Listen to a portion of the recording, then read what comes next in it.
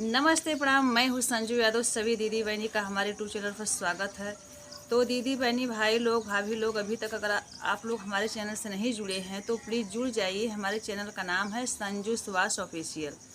तो दीदी बहनी हम आप लोगों के बीच में एक ऐसी जो है कि सूचना बताने जा रहे हैं।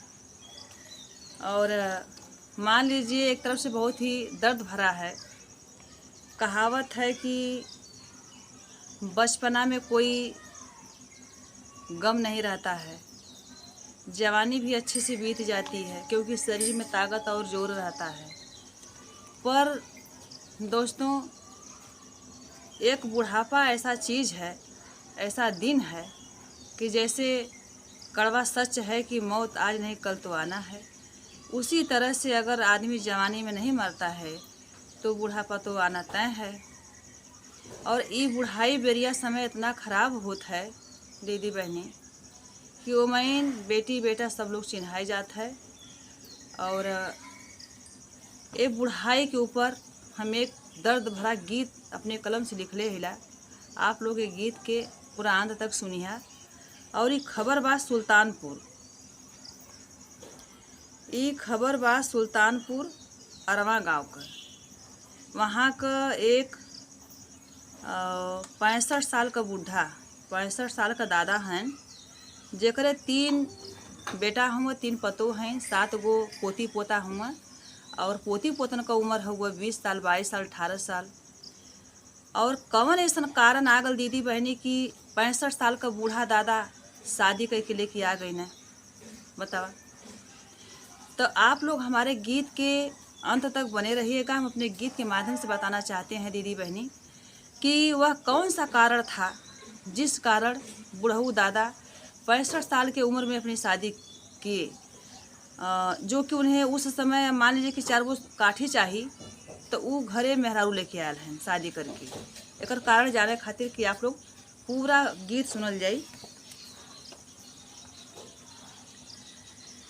बैठल बैठल रोवे बुढ़ऊ दादा हो, बुढ़ऊ दादा हो, दिनमा कैसे ओराई।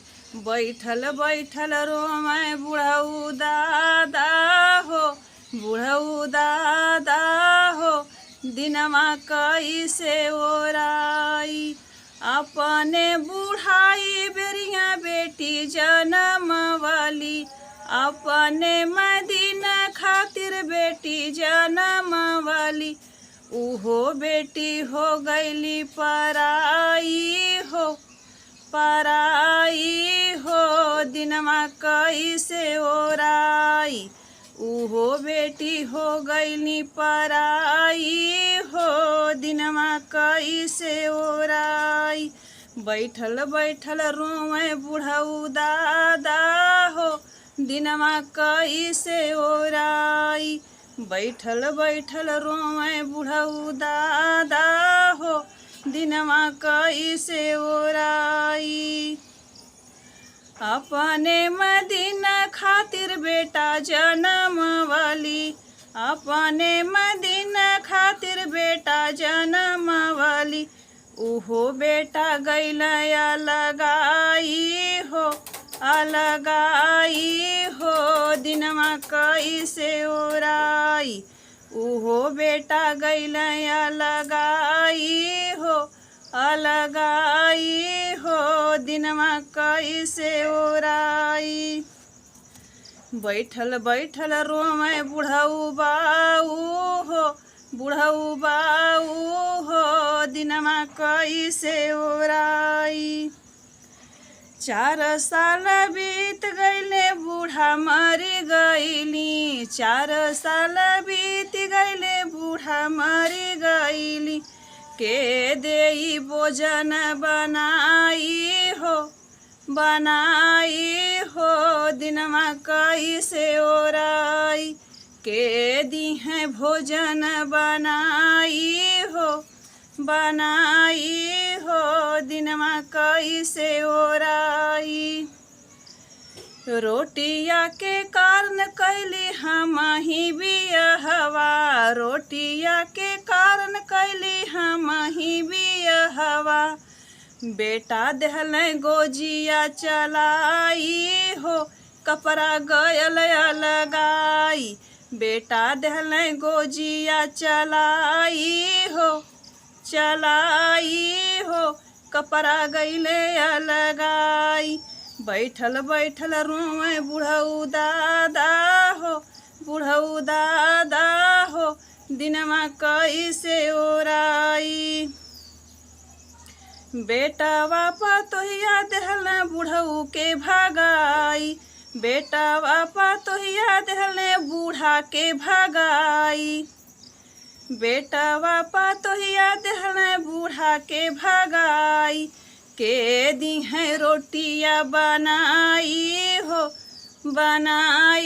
हो, दिनमा कैसे ओराई। के दी है रोटिया बनाई हो, दिनमा कैसे ओराई। बैठल बैठल रोए बुढ़ऊ दादा हो, दिनमा कैसे ओराई। आधा जमीनिया लिखली बेटावा पतोहिया, आधा जमीनिया लिखली बेटावा पतोहिया। आधा लहली अपने के बचाई